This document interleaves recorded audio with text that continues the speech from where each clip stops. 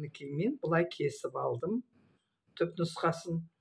Енді біз мынандай мына белінің қасына шейін бірнеше сызықпенен сызып алдым. Белін кестім бүйтіп. Енді бұны ажыратамыз. Мінекей ажырап тұр. Енді біз мынаны басқысын ашып үйренеміз. Оны осылай кесіп аламыз.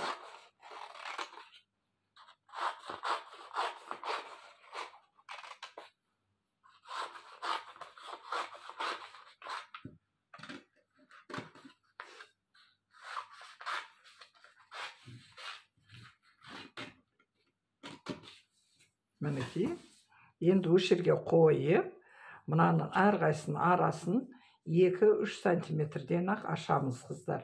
Қатты көп ашуға да болады, егер қатты клеш қылам десеңіз, сол 2-3 сантиметр жетеді бізге.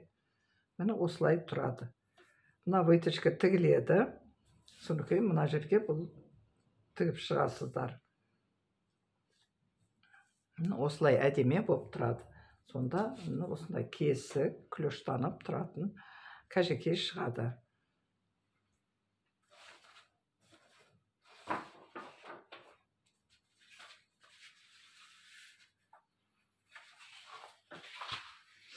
Мінекей мынау арқасы.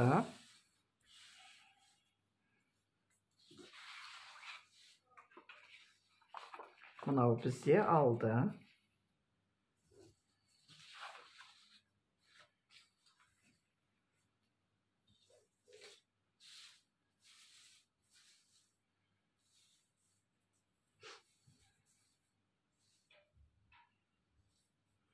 Бұл жақты да жаңадай 2-3 сантиметрден осылай ашып саламыз.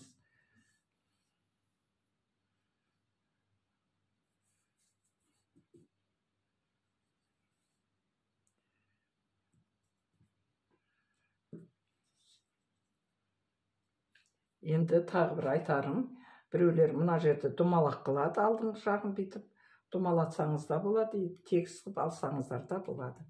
Міне осылай пішіп көресіздер, тігесіздер, өте әдемі.